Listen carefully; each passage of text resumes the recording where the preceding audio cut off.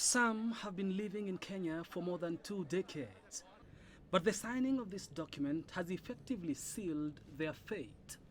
It's time for them to go back home. It's the beginning of a journey of hope. It's the signal that we've been waiting for. And I think all of us have been wanting to see this signal for a long time. Kenya has been home to more than 500,000 documented Somali refugees, many of them living in one of the biggest refugee camps in the world, the Dadaab camp. But there are also a huge number of undocumented Somali refugees who have found their way into the country. And the government of Kenya is now troubled. The large number of undocumented refugees, as well as the sheer magnitude of the entire refugee burden, has created unprecedented security challenges for our country. Unfortunately, these challenges include terrorism, banditry, as well as common criminals taking improper advantage of refugee status. Even as the Kenyan government seems to say enough is enough, officials say that does not mean that the government cannot help in future if need arises.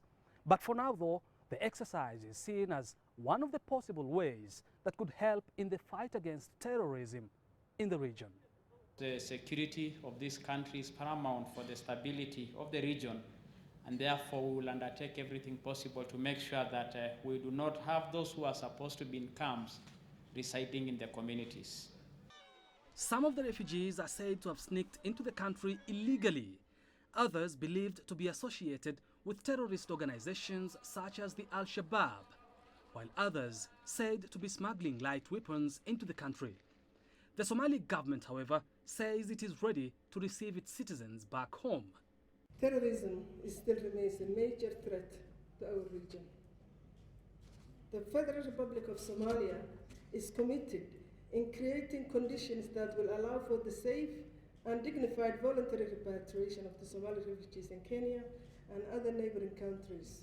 Inadequate assistance should not be used as a way of pushing refugees to return. Instead, ensuring the availability of basic services in Somalia and offering the prospect of a normal life should be the objective of all those who care about the well-being of Somali refugees. A tripartite commission will now be set up to draft an operational plan and provide policy guidance to give effect to the provisions of the agreement. Kofa Mrenje, CCTV, Nairobi.